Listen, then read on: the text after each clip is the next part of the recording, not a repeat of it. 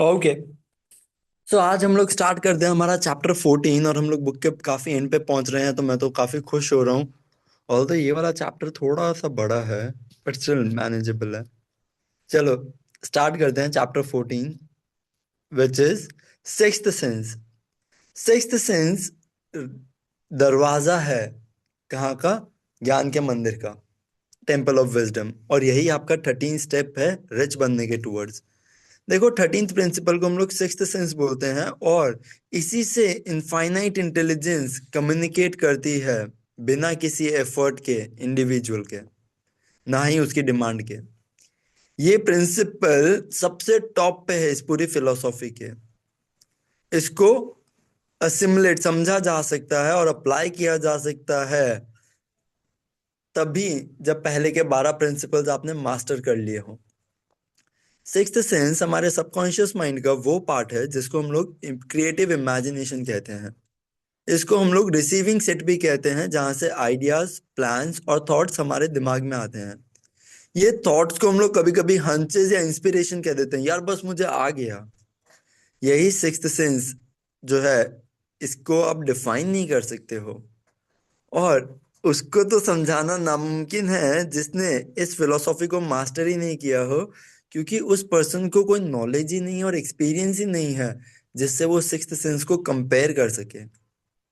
Sixth sense को समझना सिर्फ मेडिटेशन के थ्रू ही आता है, जहाँ पे माइंड का डेवलपमेंट होता है अंदर से। सिक्स्थ सेंस ही वो मीडियम है जहाँ से फाइनाइट माइंड और इनफाइनाइट इंटेलिजेंस कनेक्ट होते हैं, और इसी रीजन से ये मिक्स है मेंटल और स्पिरिचुअल का। इसको माना जाता है कि ये वो पॉइंट है जहाँ पे इंसान का दिमाग यूनिवर्स के दिमाग के साथ कांटेक्ट करता है।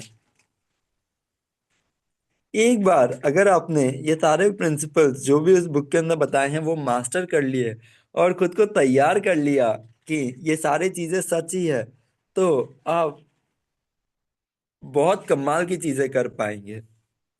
इसी सिक्स्थ सेंस की मदद से आपको हर एक खतरे जो भी आपके रास्ते में आने वाले हैं, आप उन्हें अवॉइड कर पाएंगे। आपको पहले से ही पता चल जाएगा क्या हो सकता है।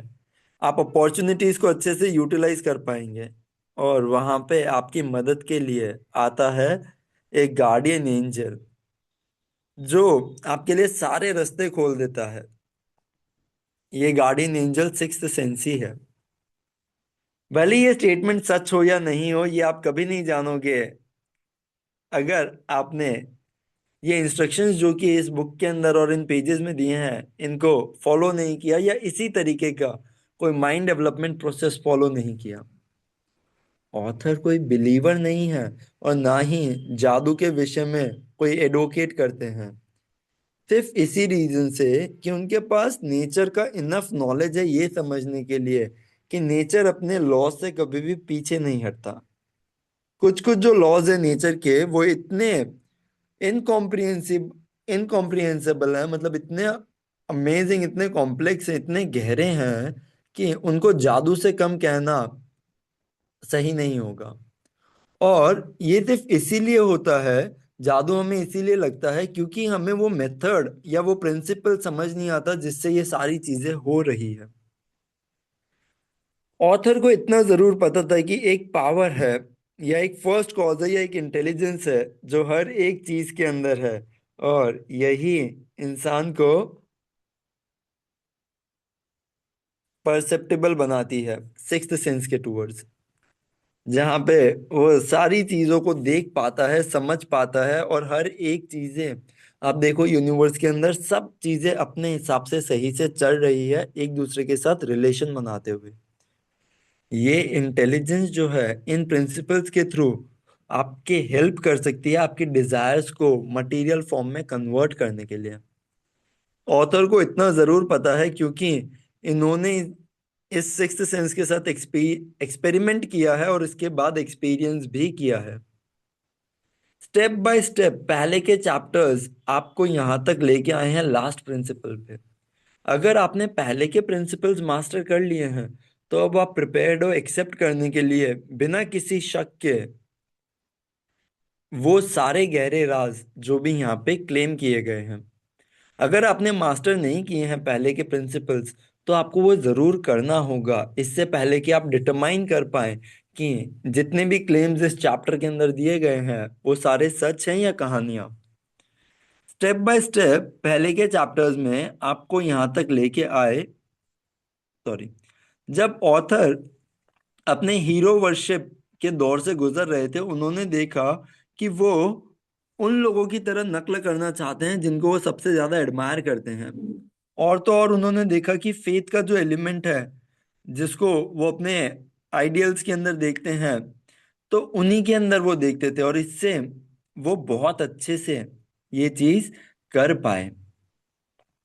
उन्होंने कभी भी खुद को डाइवेस्ट नहीं किया है हीरो वर्शिप से। ऑल दो वो अपनी उम्र से आगे बीत चुके हैं, लेकिन उनका एक्सपीरियंस कहता है कि अगर आपको सच्ची में ग्रेट बनना है, तो आपको ग्रेट लोगों को फील करना होगा, एक्ट करना होगा, और जितना हो सके उतना अच्छे से पॉसिबल। इससे पहले कि ऑथर ने एक लाइन भी लिखी पब्लिकेशन के लिए या अपनी स्पीच पब्लिक में डिलीवर करने का भी सोचा, उन्होंने अपने कैरेक्टर को रीशेप करने की हैबिट को फॉलो किया। खुद को उन 9 लोगों से घेरा जिनको वो इमिटेट करते थे, जिनकी लाइफ के काम बहुत इम्प्रेसिव थे। ये 9 लोग थे: Emerson, Edison, Darwin, Paine, Lincoln, Burbank, Napoleon, Ford और कार्निज। हर रोज रात को बहुत सालों तक उन्होंने एक इमेजिनरी काउंसलिंग मीटिंग बिठाई है इस ग्रुप के साथ, जिसको वो बोलते हैं इनविजिबल काउंसलर्स। प्रोसीजर ये था: सोने से पहले हर रोज रात को ऑथर अपनी आंखें बंद कर लेंगे और देखेंगे अपनी इमेजिनेशन के अंदर इन ग्रुप ऑफ मेन को अपने आसपास बैठे हुए काउंसिल टेबल के। यहाँ पे उन्हें सिर्फ एक अपॉर्चुनिटी नहीं मिलती थी कि वो उनके साथ बैठ पाए जिन्हें वो ग्रेट कंसिडर करते हैं, बट एक्चुअली ऑथर इस ग्रुप को डोमिनेट करते थे। कैसे? चेयरमैन बन के। उनका एक बहुत डेफिनेट पर्पस था कि अपनी इमेजिनेशन के अंदर ये जो नाइट मीटिंग्स की थी, राइट, इसको अपनी इमेजिनेशन के अंदर इंडल्ज करें। उनका पर्पस था खुद का कैरेक्टर ऐसा बनाना ताकि वो एक इतने कंपोजिट कैरेक्टर के दिखें जैसे उनके इमेजिनरी काउंसलर्स थे। और रियलाइज करना, ऑथर ने जितना जल्दी ये चीज रियलाइज की, उन्होंने ये जो अपना अपाहिजपन होता है कि यार मेरा एनवायरनमेंट ऐसा है या ऐसा होता है, मेरी परवरिश ऐसी हुई है, ये सारी चीजें वो ओवरकम कर पाए। उन्होंने खुद को जानबूझ के इस वॉलंटरीली रीबर्थ, मतलब खुद से वापस पुनर्जन्म के इस टास्क को खुद को सौंप दिया इस मेथड के थ्रू। अब ऑथर बता रहे हैं खुद का कैरेक्टर बनाना ऑटो सजेशन के थ्रू। क्योंकि ऑथर एक साइकोलॉजी के बहुत बड़े स्टूडेंट रहे हैं, उन्हें पता था कि सारे इंसान वही होते हैं जैसे उनके डोमिनेंट थॉट्स और डिजायर्स होती हैं। उन्हें पता था कि हर एक डीप डिजायर के पीछे उसका एक आउटवर्ड एक्सप्रेशन छुपा होता है, जिससे वो डिजायर रियलिटी में ट्रांसलेट होती है। उन्हें पता था कि सेल्फ सजेशन एक बहुत पावरफुल फैक्टर है कैरेक्टर बिल्डिंग के अंदर, और यही वो एक फैक्टर है, सोल प्रिंसिपल, जिससे कैरेक्टर बिल्ड होता है। इसी प्रिंसिपल की नॉलेज से ऑथर ने खुद को आर्म किया अपने कैरेक्टर को रीबिल्ड करने में। इन इमेजिनरी काउंसलर मीटिंग्स में ऑथर ने अपने कैबिनेट मेंबर्स को नॉलेज के लिए बुलाया, जो हर एक जने ने कंट्रीब्यूट की। ऑथर ने खुद को एड्रेस किया इन मेंबर्स के सामने: मिस्टर एमरसन, मैं चाहता हूं कि आपसे मैं बहुत अमेजिंग अंडरस्टैंडिंग सीखूं नेचर की, जिससे आपकी लाइफ पूरी बदल चुकी है। मैं पूछता हूँ कि आप मेरे पे, मेरे सबकॉन्शियस पे एक ऐसी इंप्रेशन डालो, ऐसी क्वालिटीज जो भी आपके अंदर है, जिसने आपको इनेबल किया कि आप नेचर के ये लॉज जो हैं ये समझ पाए।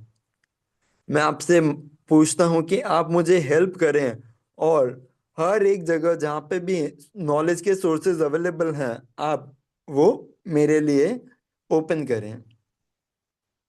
सिमिलरली वो मिस्टर बर्बैंक को बोलते थे: मिस्टर बर्बैंक, मैं रिक्वेस्ट करता हूँ कि आप मुझे वो नॉलेज प्रोवाइड करें जिससे मैं नेचर के लॉज को हार्मोनाइज कर सकूं। जिससे आपने जो कैक्टस प्लांट्स होते हैं उसको भी अपने कांटे छोड़ने पे, राइट, मजबूर कर दिया और एक खाने का प्रोडक्ट बना दिया।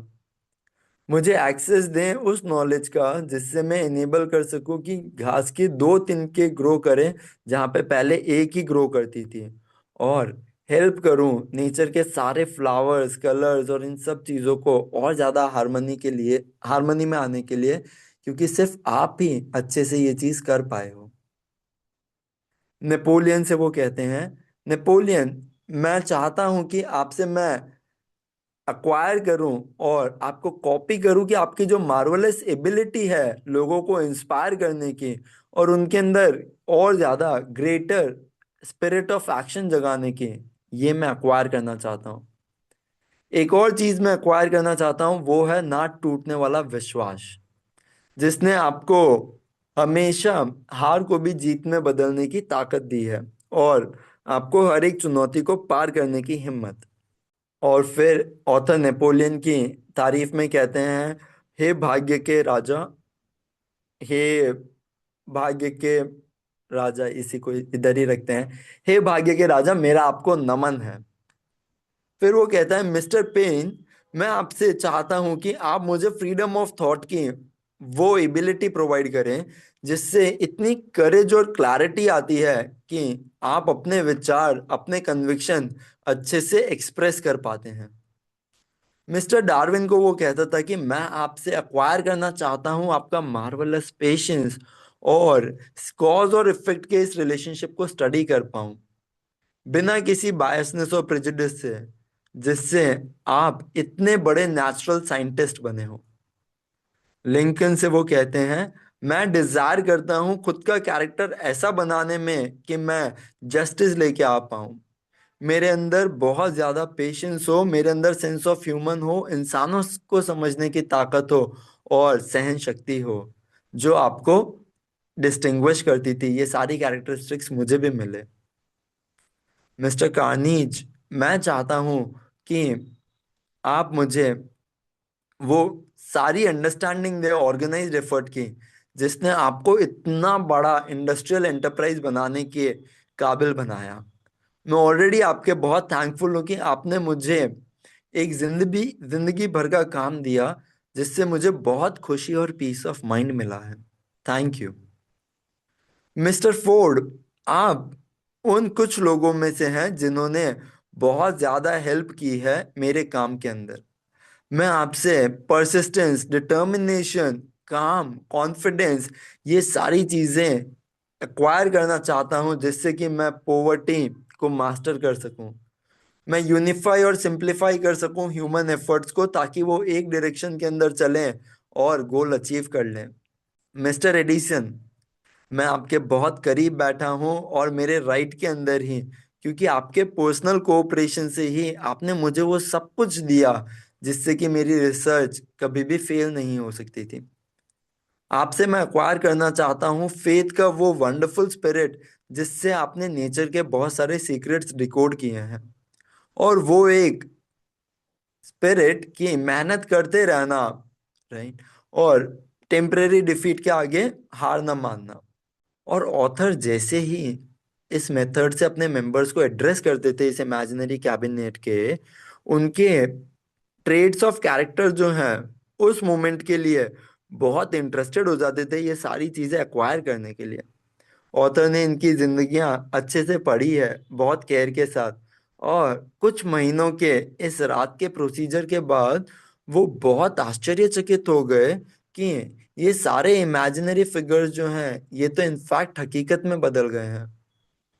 इन सारे 9 लोगों की कैरेक्टरिस्टिक्स ने ऑथर को सरप्राइज कर दिया। एग्जाम्पल, लिंकन की एक हैबिट थी कि वो हमेशा लेट आते थे, या वो अपने हिसाब से चलते थे। एक परेड के अंदर जब भी वो आते थे वो बहुत धीरे धीरे चलते थे, और उनके हाथ उनके आगे होते थे, और कभी कभी वो रुक जाते थे, और जैसे ही वो रुकते थे वो अपना हाथ ऑथर के शोल्डर पे रखते थे। वो हमेशा एक सीरियसनेस का एक्सप्रेशन रखते थे अपने फेस के अंदर, ऑथर ने हार्डली ही उन्हें हंसते हुए देखा हो। और अपने नेशन को ऐसा डिफरेंट होते हुए देख उनके चेहरे पे उदासी रहती थी। बाकियों के साथ ऐसा नहीं था। बर्बैंक और पेन जो है वो काफी बार कुछ हंसी मजाक के अंदर आते थे, और कभी कभी तो कैबिनेट के बाकी मेंबर्स को भी शॉक कर देते थे। एक रात पेन ने सजेस्ट किया कि मैं एक लेक्चर प्रिपेयर करूं एज ऑफ रीजन के ऊपर, और डिलीवर करूं चर्च के उस पल्पिट को जहां से मैं बिलोंग करता हूं।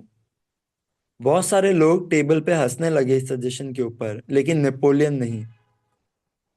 नेपोलियन ने अपना इतनी जोर से आवाज निकाली कि बाकी सारे लोग उसकी तरफ आश्चर्यचकित होकर देखने लगे। उसके लिए चर्च सिर्फ गवर्नमेंट का एक प्यादा था, जिसको रिफॉर्म नहीं करना था लेकिन यूज करना था। किसके लिए? ताकि लोगों से बड़े बड़े मास एक्टिविटीज करवाई जा सके।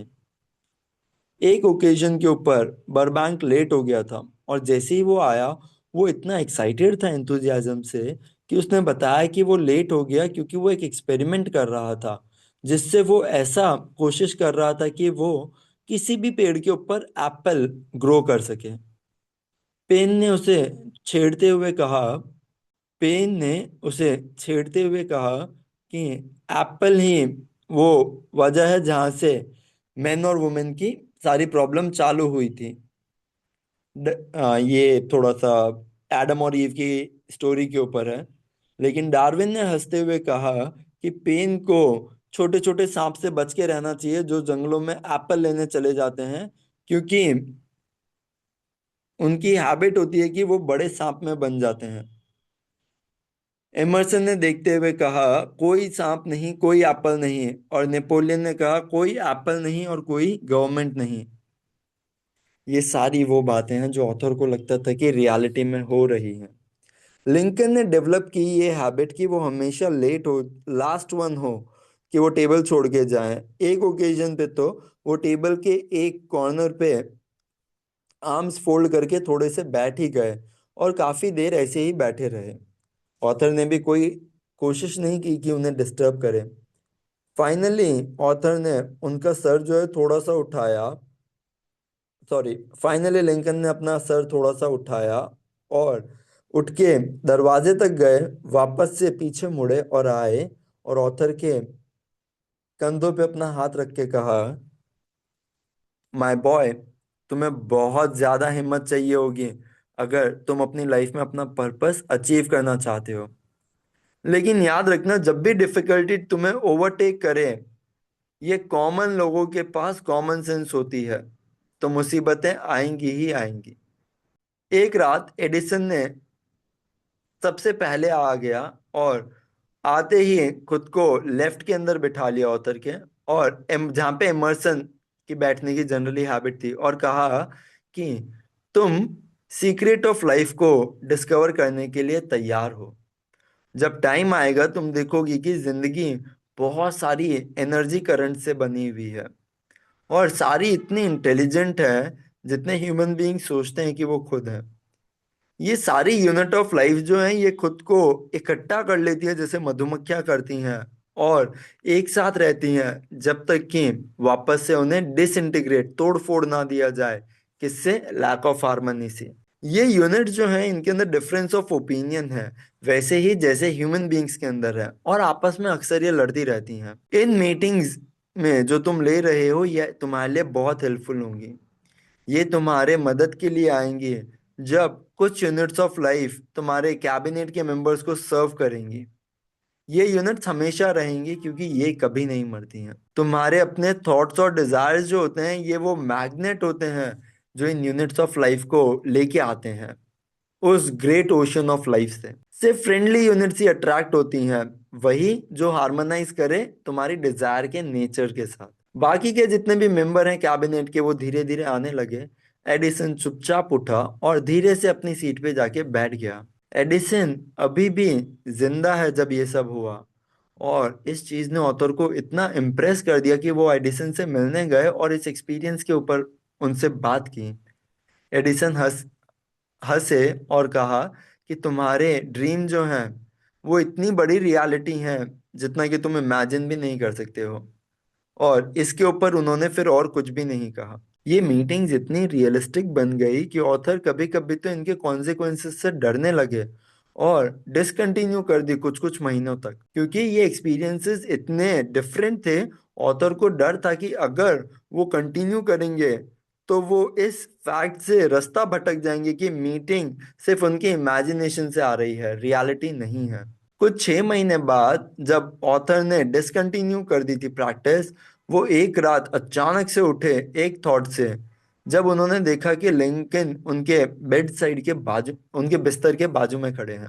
लिंकन ने कहा कि बहुत जल्दी दुनिया को तुम्हारी सर्विसेज की जरूरत होगी। एक बहुत बड़े केओस के पीरियड से दुनिया गुजरने वाली है, जो मेन और वुमेन को अपना विश्वास खोने पे मजबूर कर देगा, और इंसान जो है वो डर के मारे जीने लगेगा। तो तुम अपने काम को लेके आगे बढ़ो और अपनी फिलॉसफी को कंप्लीट करो। यही तुम्हारा लाइफ का मिशन है। और अगर तुमने इसको निगलेक्ट किया, छोड़ दिया किसी भी रीजन से, तो तुम सिर्फ एक छोटे से इंसान बन के रह जाओगे और बार बार इन्हीं साइकिल्स को गो थ्रू करोगे हजारों सालों के लिए। ऑथर बता नहीं पाए ऑथर बता नहीं पाए अगली मॉर्निंग की उन्होंने ये सपना देखा या सही में वो उठे। लेकिन उसके बाद से उन्होंने कभी भी उस सपने के बारे में जो है वो ढूंढ तो नहीं पाए कि क्या था। लेकिन वो सपना इतना ज्यादा विविड रियल था कि ऑथर ने अपनी मीटिंग्स जो है वापस से चालू कर दी। और नेक्स्ट मीटिंग के अंदर जो भी उनकी कैबिनेट के मेंबर्स थे, वो उस रूम के अंदर आए और अपनी अपनी जगह पे काउंसिल टेबल पे आके खड़े हो गए। जहाँ पे लिंकन उठे, उन्होंने ग्लास उठाया और कहा, जेंटलमैन, चलो एक ड्रिंक हो जाए उस दोस्त के नाम जो वापस से आ गया।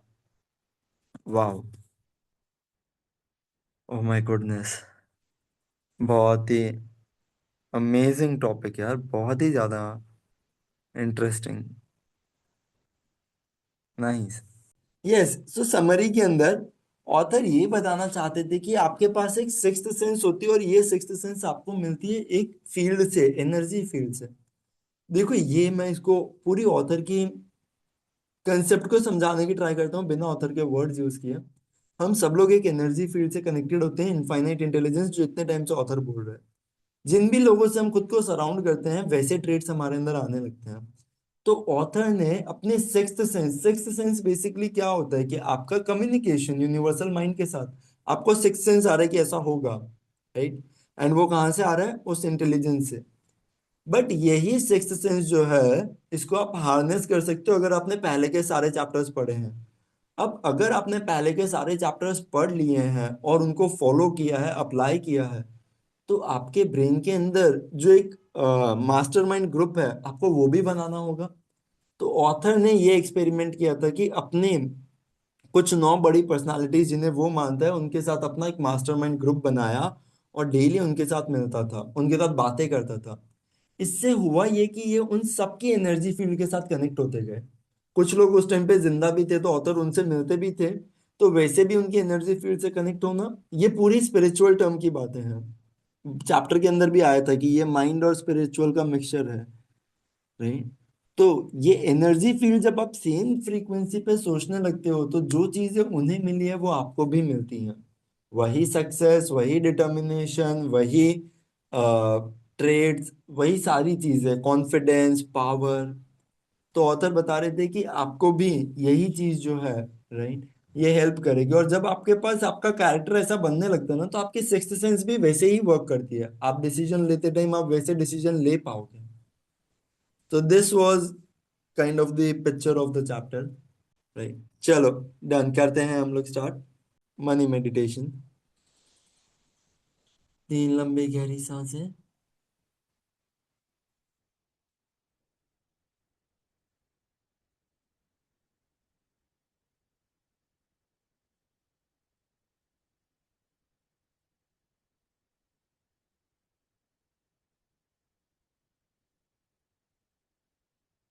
I am rich. I am rich. I am rich. I am rich. I am rich. I am rich. I am rich. I am rich. I am rich. I am rich. I am rich. I am rich. वाह। अपने mind के अंदर वो अपनी mastermind community बनाओ। वो table बनाओ जहाँ पे इंस्पायरिंग लोग जैसा बनना चाहते हो वो सारे लोग हैं। वो सारे रिच लोग जिनको आप एडमायर करते हो, इंस्पायर करते हो, वो सारे लोग जो आपके मास्टरमाइंड ग्रुप के हिस्सेदार बन सकते हैं, उन सबको उस टेबल पे बुलाओ। वो फीलिंग ऑफ थॉट और इमोशन मिक्स करो और उन सब लोगों से help, partnership, alliance, collaboration establish करते हैं।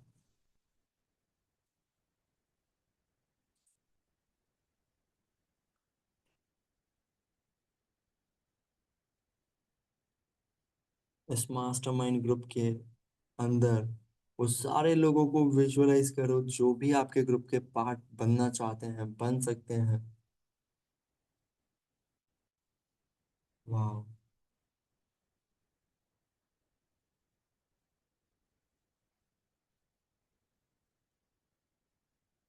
और इसी रिच इमोशन के साथ अपने मास्टरमाइंड ग्रुप को विजुअलाइज करते हुए स्लोली अपनी आईज वापस से ओपन करेंगे और देखेंगे कैसे हम लोग हमारे मास्टरमाइंड ग्रुप के साथ बेटर कोलैबोरेशन कर सकते हैं। तो प्यारी सी स्माइल के साथ इस रिच दुनिया के अंदर अपनी आंखें ओपन करते हुए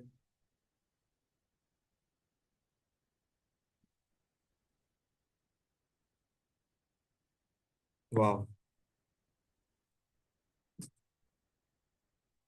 जय श्री कृष्ण एवरीवन।